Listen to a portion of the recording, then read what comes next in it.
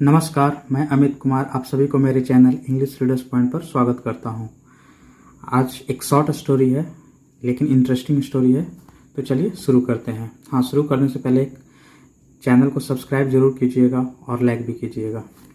तो चलिए स्टार्ट करते हैं। दी वैन स्टैग। वैन मतलब होता है घमंडी और स्टैग मतलब होता है बारहसिंगा। घमंडी बारहसिंगा। अब उसको घमंड किस चीज़ का था देखते हैं। वंस कॉमा है एक बार, there was a vain stag. There एक तरह से डमी सब्जेक्ट है, इसका कोई मतलब नहीं बनता है। एक घमंडी बारहसिंगा था। He would often go to a pond to see his reflection and say what handsome antlers I have. चलिए यहाँ से देखते हैं, थोड़ा लंबा हो गया है। He would often go to a pond. Often का मतलब होता है अक्सर, वुड गो का मतलब जाता था, वह हमेशा जाता था तालाब। क्या देखने? टू सी हिज रिफ्लेक्शंस मतलब अपना प्रतिबिंब देखने, पानी में अपना प्रतिबिंब देखने। एंड से और कहा करता था, what handsome antlers I have. Antlers का मतलब होता है सिंग, जो बारहसिंगा का जो सिंग होता है, तो एंटलर्स मतलब होता है सिंग। What handsome antlers I have, कितना सुंदर मेरे पास एंटलर्स है, मतलब मेरा सिंग है, कितना सुंदर मेरा सिंग है। अब यहाँ देखिए, but I wish I had beautiful legs to.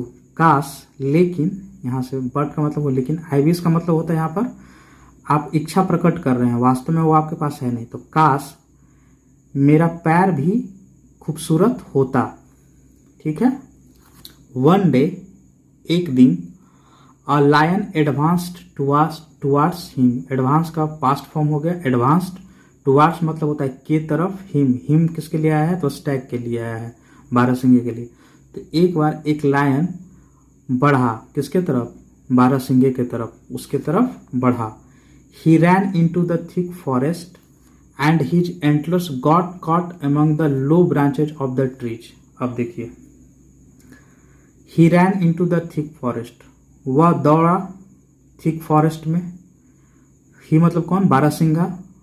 Rain into मतलब थिक फॉरेस्ट मतलब घना जंगल था, उसमें दौड़ा। और उसके बाद क्या हुआ? हिज एंटलर्स माने उसका जो सिंग था, got caught among the low branches of the trees मतलब फंस गया। गॉट कॉट मतलब हो गया फंस जाना। किस चीज में? जो पेड़ का जो निचला टहली था उसमें फंस गया उसका सिंग। He realized that his end was now near and cursed his antlers for that. अब उसे एहसास हुआ, रियलाइज मतलब होता है एहसास होना, उसे एहसास हुआ कि उसका जो अंत है नजदीक है, अब नजदीक है। And cursed his antlers for that. और कर्स मतलब होता है कोसना, कोसा अपने एंटलर्स को। एंटलर्स मतलब सिंग, किस चीज के लिए? अब अपने अंत के लिए अपने सिंग को वो कोसा। फाइनली अंततो गत्वा या अंत में, with the help of his strong legs, अपने स्ट्रॉन्ग लेग्स की मदद से, अपने मजबूत पैर की मदद से, he was able to free himself from the branches, वह कामयाब हो गया अपने आप को मुक्त करने में। किससे? फ्रॉम द ब्रांचेज, ब्रांचेज से मतलब जो टहनी था उससे। दस इस प्रकार, the stag manage to escape from the lion by running fast. और इस प्रकार क्या हुआ?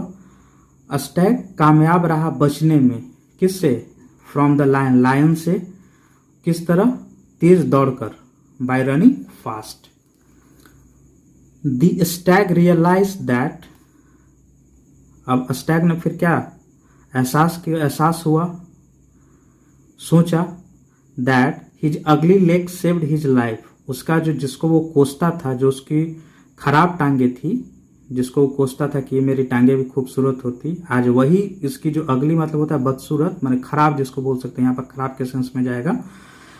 अगली लेग्स जो है वही उसका जान बचाया आज।